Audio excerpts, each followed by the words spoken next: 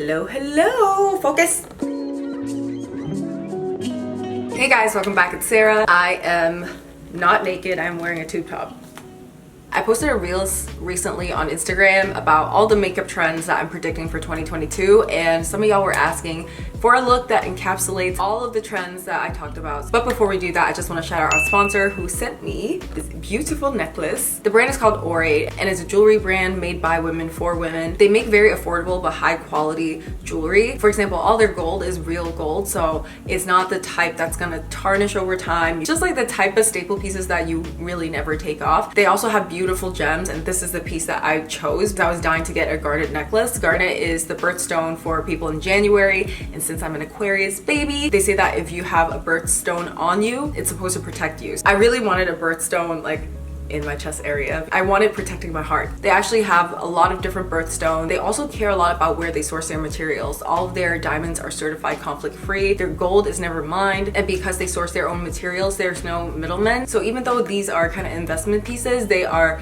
more affordable than what you would get at a high-end jewelry store. And all their pieces comes with a lifetime warranty. I picked a white gold necklace with the garnet. It took me so long to find a piece of garnet jewelry that I really like and feel like I can wear every day. So go to ourglassnewyork.com/SarahC or use the code SarahC to get 20% off. Yeah. I don't make commission from the code, just to help y'all out with the discount. There's no minimum, and they rarely ever do 20% off their website. It's the best discount they have right now, and it's exclusively for y'all. So I really encourage y'all to go shop now while this deal is going on. Anyway, now that that's out the way, I'm gonna start off with prepping my skin. I'm using Slick Skin, which is a new name for thick skin. And we also have new packaging now to match our rollers and gua sha. I'm gonna start off with Slick Skin. Before I apply foundation, I think it just smooths the base and makes my skin so dewy. This is not really what we formulated it for, but I just found myself using it a lot before I do my makeup. Again, it smooths the base, and because we designed it to not get absorbed immediately so you have enough time for your facial massage, a benefit of this is that it also provides slip for when you're blending your foundation. I sometimes mix this directly into my foundation, but today I'm just gonna use this as a primer.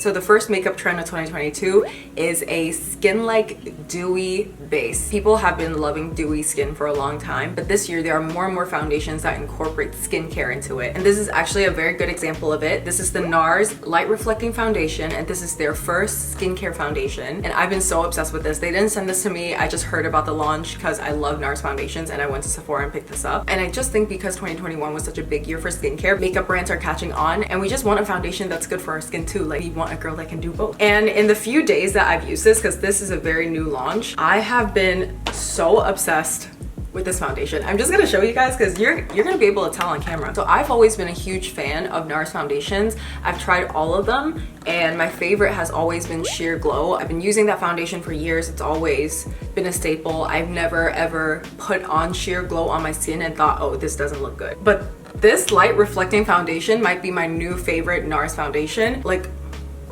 look at this. It has very good coverage for what it is, which is a very dewy, hydrating foundation, and it just looks like skin. You almost can't tell that I put on foundation on this side. I think it's so beautiful, and I love that more and more brands are coming out with skin-like skincare foundations. I also love that this comes with a pump, because if you are a Sheer Glow girl like me, getting the product out was a struggle. Like, the Sheer Glow, do I have it with me? The Sheer Glow bottle doesn't have a pump. You have to buy the pump separately, but when you put the pump on, the cap doesn't go on. So like, Sheer Glow in terms of packaging has always been a struggle, but this is sleek and it's practical, and the cap goes on, and the foundation itself is better. So I'm very happy about this. It also doesn't rub off the face easily, given that I set my makeup with powder every time. I think this is the type of foundation that would look good on everyone, on every skin type. It's also very buildable. So like, if you're a girl that likes a higher coverage but still wants a skin-like finish, I have applied like about 3 pumps of this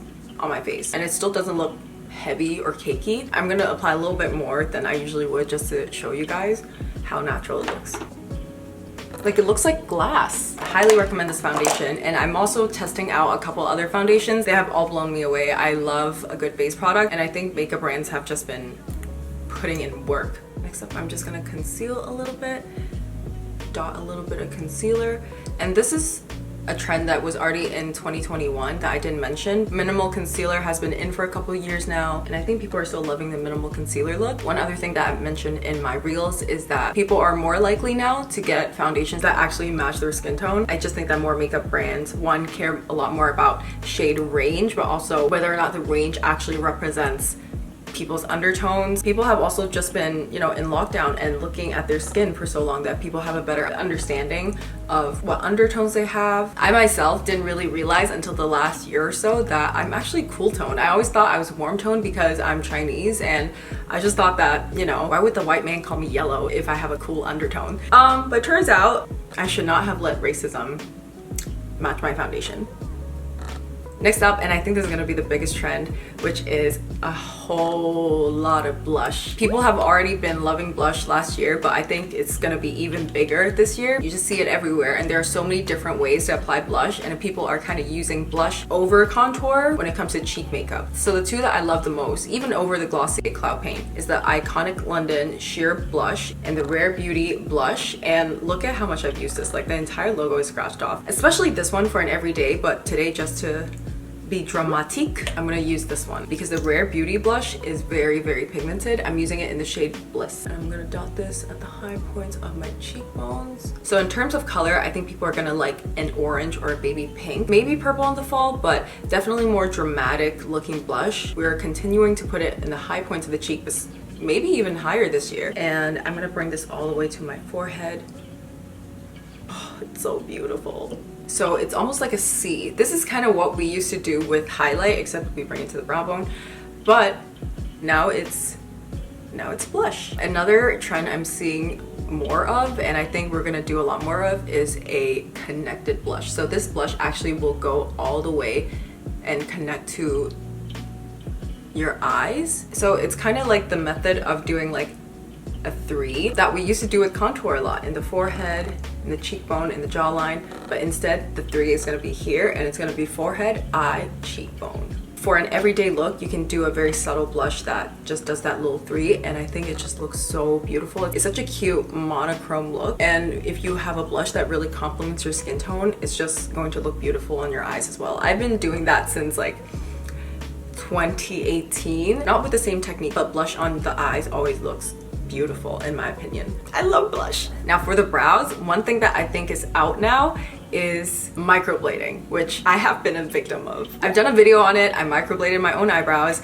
and I've actually also done micro shading. I went to an artist to get it done, to get it touched up. But I just think that because, you know, light brows, bleach brows is coming back, people just don't want to commit to one type of brow style, and I think I finally realized that now. I can't even commit to a man. I don't know why I thought I could commit to one eyebrow shape. So this is probably my most controversial take on that list of predictions, which is thinner eyebrows. And no, not the Christina Aguilera 2000s eyebrow, more like a refined thinner eyebrow, kind of like the Bella Hadid brow. And I think that's coming back because we have done the bushy brow for so long. I feel like it's been such a big thing since 2018, and we've done the soap brow. Like, every brand has their version of a soap brow product now. People are just kind of tired of it. At first it was such a novelty because it's such a high fashion model look, but now I think people just want a more refined, kind of nostalgic type of brow that you used to do, but not in the same crazy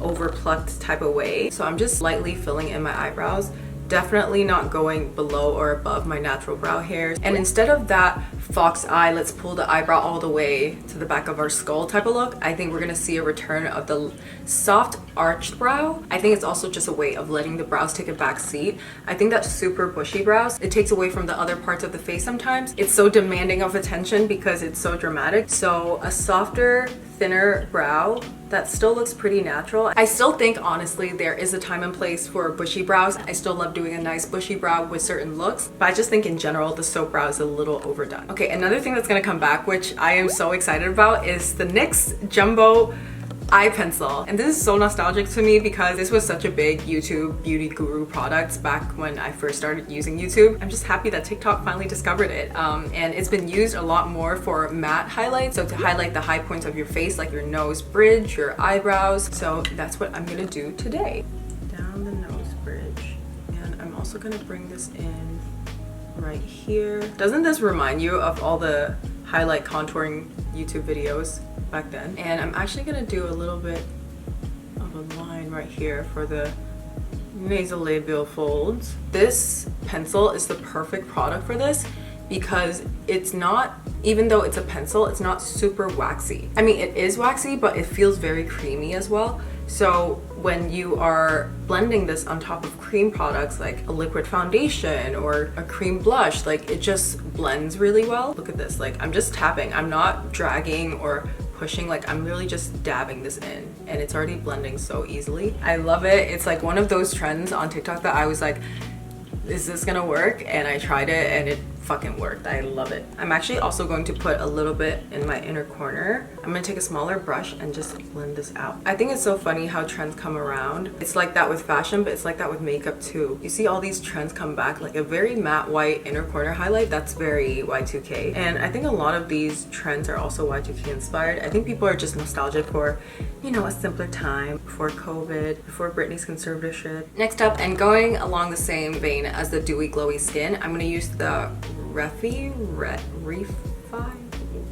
I still don't know how to pronounce this brand, but I really love it. It's kind of like a cream highlighter, but it's also glossy. Like it's pigmented, but it's almost sticky. It just makes your skin look like glass. I swear this is the product people use for skincare shoots because it just gives you that beautiful glow. I think the dewy skin is probably what differentiates today's trends from Y2K trends. It's the fact that we are still embracing a dewy skin look. Now that I'm done with the face, I'm just gonna lightly powder, and I'm not gonna bake. I'm just going to lightly set the areas that tend to get a little shinier. Next up we have eyeliner. I'm so excited for this. I really don't think we're gonna keep going crazy with the fox eye look. We're not gonna keep pulling the eyebrows back. I really hope that that's done for good. What I think we're gonna do more of is an all over eyeliner. So tight lining going all over. I think there's actually gonna be a more emphasis on the doe eye look now. I think we're gonna use more gel liners, not just liquid liners. And it's also not gonna have a crazy super sharp wing like pulls your eye back. Instead it's gonna be more like a doe eye type of look. So I'm stopping the eyeliner here, almost like a downturned liner. I'm actually pulling this down a little bit. It's very reminiscent of Twiggy eyeliner look. It's just kind of like puppy dog eyes. And I'm also tight lining the bottom lash line. I think the eyeliner look that goes all around is very much how you used to do your eyeliner when you got your first eyeliner, but now we know better. Now we have better skills, so we can make it look refined and soft. Next is also a pretty controversial trend, which is the clumpy eyelashes. I think people are just tired of always getting refills for lash extensions. I know I am. It's expensive, and I think a very clumpy, thick mascara type of look is it's very camp. If you're actually gonna do a clumpy look and apply layers of mascara, I highly recommend using a tubing one because that makes removal a lot easier. And this one is my favorite tubing one by Hourglass. We're gonna go ham. So this is one layer with the lash primer. Okay, this one layer, I'm gonna let it dry. Bottom lashes I think is also gonna be really big. A lot of Asian cosmetics brands have bottom lashes, and Anastasia also has one. And people have also been using a lot more individual lashes on their bottom lashes, so I think it's gonna be really big. Again, I think this is also about opening your eyes, making it look more doe-like. Ooh. You see the difference? Now I'm gonna do my second layer on the top lashes. Oh my god. I'm actually using the tip with all the residue and brushing it on the lash on purpose to get it as clumpy and spidery as possible. Now you need to see how clumpy this looks. Are you seeing this? Look at how clumpy. Now for lips. I think lip liner is here to stay, but I think we're gonna be more into brown liners the same way we were in the 2000s. You can do this with a brown liner, or you can also use a brow pencil. That's what I used to do for a long time. And then I'm gonna use a lighter nude lip liner and just fill in my lips. Now you kind of have a fuller lip as the base. Another thing that's gonna be big is gonna be lip stains or lip tints. So the way I like to do these is a more saturated matte lip color, a liquid matte lip color. I'm just gonna dab a little bit on here. And look how pink my lips are turning. I'm gonna do a little bit more.